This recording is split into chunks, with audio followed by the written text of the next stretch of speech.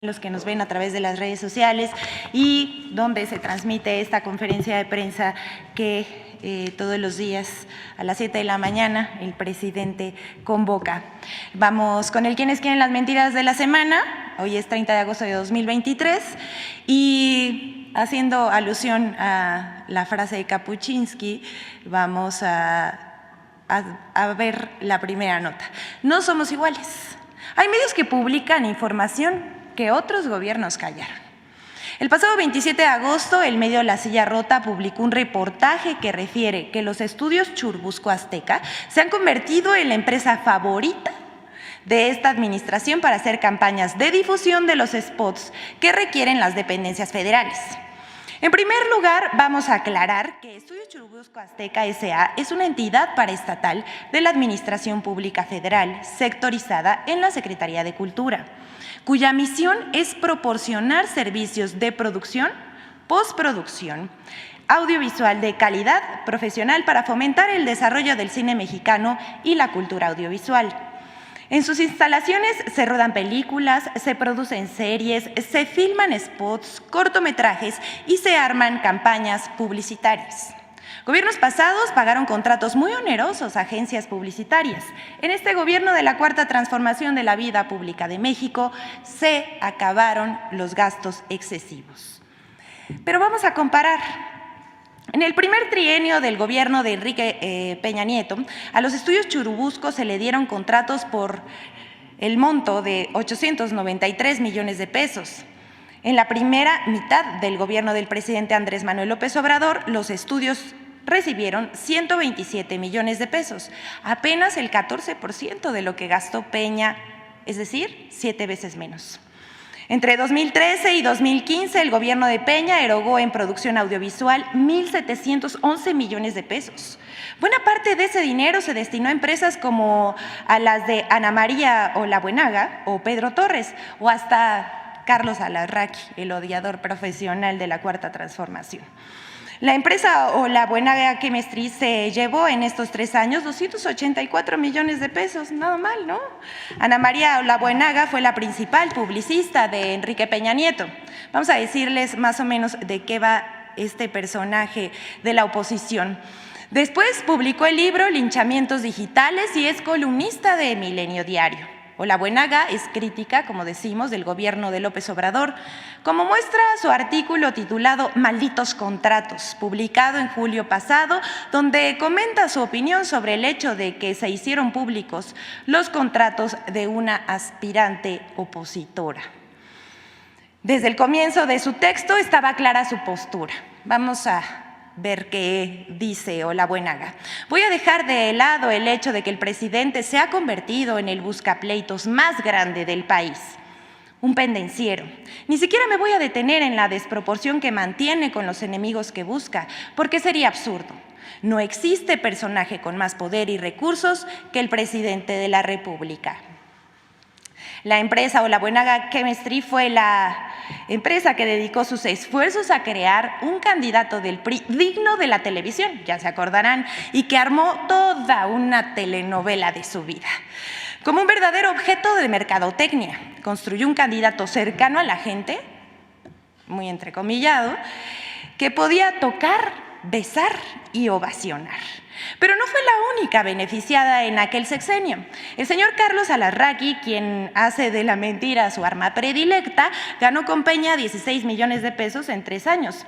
Otros cuyos grandes beneficios no se pudieron cuantificar fue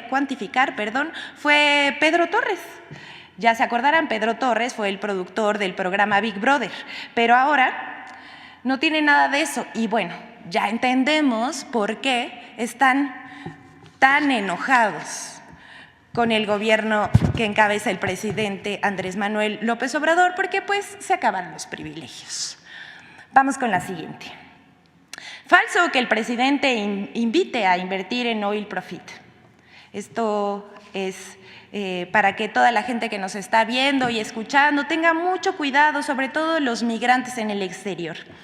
En las últimas semanas ha proliferado publicaciones en Facebook y otras redes sociales donde se difunde un video donde se muestra al presidente López Obrador supuestamente recomendando una plataforma de inversiones Oil Profit que ofrece ganancias de 65,000 pesos mensuales. Dichas publicaciones utilizan la grabación de 2021 donde se aprecia el recorrido realizado por el presidente para supervisar los avances de la refinería Dos Bocas. En estos materiales difunden un audio manipulado del presidente López Obrador donde se dice que la plataforma Oil Profit es un verdadero avance en el campo de la inversión. Sin embargo, se puede apreciar la parte del audio agregado al video original donde el mandatario de México habla de los beneficios que tendrá la refinería de Tabasco y no hace ninguna mención a Oil Profit ni de algún otro instrumento financiero. Cabe destacar que esta no es la primera vez. Previamente se usó la imagen de Pemex para intentos similares de fraude. Por lo tanto, esto es falso. El presidente Andrés Manuel López Obrador no invita a invertir en Oil Profit. No se dejen engañar, sobre todo, decíamos, los mexicanos en el exterior. Hasta aquí esta noticia falsa. Vamos con la siguiente. Esta es la segunda parte de las mentiras sobre los nuevos libros de texto. Y es que ya dura varias semanas la campaña contra los libros de texto gratuito. Como no tienen argumentos de fondo, han inventado muchas mentiras que se han difundido en medios de comunicación, también en redes sociales y aplicaciones de mensajería instantánea. Conocemos que medios y redes montaron una campaña gigante sobre que los libros de texto difundían el virus del comunismo.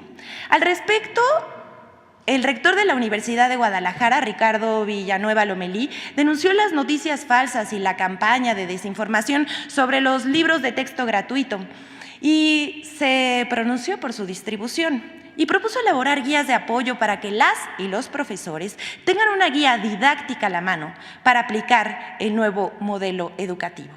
Es una buena oportunidad para escucharlo. Vamos a verlo. Buen día a todas y a todos. Ayer inició un nuevo ciclo escolar en educación básica en México, un ciclo que ha estado marcado por un fuerte debate en torno a los libros de texto gratuitos. He escuchado muchísimas inquietudes, sobre todo de padres y madres de familia, en torno a este tema. Lo primero que quisiera comentar es que detrás de cualquier proyecto educativo, y en especial una propuesta de cambio de todos los libros de texto de educación básica, se requieren miles de horas de trabajo e involucran el trabajo de cientos de profesionales. En este caso no es la excepción. Por lo tanto, cualquier opinión debe hacerse con muchísimo respeto y objetividad para todos estos profesionales. Lo segundo que quisiera comentar es que el libro de texto es tan solo un elemento dentro de todo el proceso de enseñanza-aprendizaje.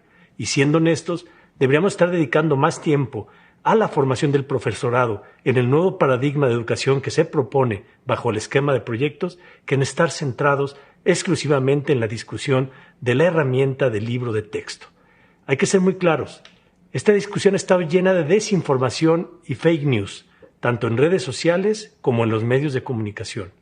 Solo por dar un ejemplo, hay quienes afirman que se promueve la ideología de género por una ilustración que dice: la mayoría de las chicas tenemos vulva y algunos tenemos pene. Pero lo cierto es que esta ilustración no existe en los libros de texto. Se trata de un folleto que una ONG estuvo distribuyendo en España. Es decir, fake news. También se ha criticado que se plantean situaciones hipotéticas que involucran a personas transgénero para visibilizar casos de discriminación por considerar que no son temas que se deban abordar en primaria. Pero lo que no dicen es que este contenido está en los libros del Instituto Nacional para la Educación de los Adultos. Es decir, son libros que van dirigidos a adultos y que buscan validar su secundaria. No son libros dirigidos a niños de 6 a 12 años, como se ha viralizado en las redes sociales. A mi espalda está la página de un libro de segundo año de primaria. Quiero ver cómo rayos le van a explicar a un niño el sexo servicio y las sexoservidoras transgénero. Y no, tampoco detectaron los especialistas ninguna narrativa o evidencia con la que se pueda asegurar que los libros busquen convertir a los niños en comunistas, como se ha afirmado en repetidas ocasiones. Lo que sí hay son recurrentes llamados al sentido de comunidad de los niños, cosa muy distante a lo que podríamos considerar como una formación comunista. Estos son tan solo algunos ejemplos que ilustran cómo esta discusión. Bueno, vamos a dejarlo ahí, pero antes de que el rector de la Universidad de Guadalajara se pronunciara a favor de los libros de texto, el Instituto Latinoamericano de la Comunicación Educativa, organismo internacional de la UNESCO, y el Instituto de Investigaciones sobre la Universidad y Educación de la Universidad Nacional Autónoma de México calificaron al material educativo, escuchen, como de alto nivel de calidad en términos pedagógicos, metodológicos y técnicos que cumplen a cabalidad los objetivos planteados por la nueva escuela mexicana. Ya sabemos y conocemos que ahora un nicho que utilizan la oposición de este país, y no solamente en México, sino en todo el mundo, ahora son estos videos que se difunden a través de las aplicaciones de mensajería instantánea para desinformar al pueblo. Haríamos un llamado en este momento a que verifiquen la información, no todo lo que nos llega en WhatsApp, Telegram es verídico. Todos estos ataques que acabamos de ver se suman al desplegado publicado el 8 de agosto en El Universal, donde los abajofirmantes señalaron que el gobierno federal, escuche bien, está a punto de cometer un crimen contra la nación por distribuir los libros de texto. Muy lamentable. Aquí está el desplegado, lo vemos en pantalla. Algunos de los más destacados firmantes son, por supuesto, el señor Claudio X González, Héctor Aguilar Camín, Jorge Castañeda, José Ramón Cosío, exministro de la Suprema Corte de Justicia de la Nación, Clara Husitman, Rolando Cordera, Gilberto Guevara Niebla, Guillermo Valdés, de la encuestadora GEAISA y exdirector del CISEN con Calderón, que, bueno, nunca vio o no quiso ver lo de García Luna. José Goldenberg, Ciro Murayama, José Antonio Crespo, María Amparo Casar, que también, digamos, es la directora de Mexicanos a Favor de la Corrupción y la Impunidad, Guillermo Sheridan, Rosario Robles, Roberto Banquic, que es editor en jefe de la editorial Random House en México, Consuelo Sáizar, responsable de la obra de La Estela de Luz, nada más. Miren nada más qué personajazos acabamos de mencionar. También está el senador Emilio Álvarez y Casa, Luis Telles, Macario Esquetino, Carlos Heredia, entre muchos otros que están aquí en el desplegado de El Universal el pasado 8 de agosto. Hay que decir, con esto concluimos la sección, este desplegado sí fue retomado por varios medios de comunicación y en redes sociales, bastante difundido. Sin embargo, los que se pronuncian a favor de los libros de texto, como esta institución de la UNAM, pues salvo los medios públicos, nadie lo publicó. Es cuanto, señor presidente. Muchas gracias.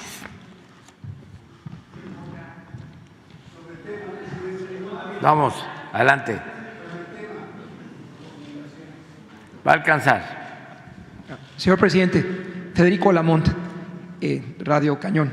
Preguntarle acerca de por qué el temor al marxismo, al comunismo. Usted y servidor fuimos estudiantes de la Facultad de Ciencias Políticas de la UNAM. No sé si usted ingresaba con el tomo 1 y el tomo 2 de Marx hasta el inodoro para conocer y profundizar en esa ideología. Le pregunto a usted, en una definición ante la historia, ¿cuál es la ideología del presidente López Obrador? Basado en los capítulos que usted y su servidor vivimos en cada generación en la Facultad de Ciencias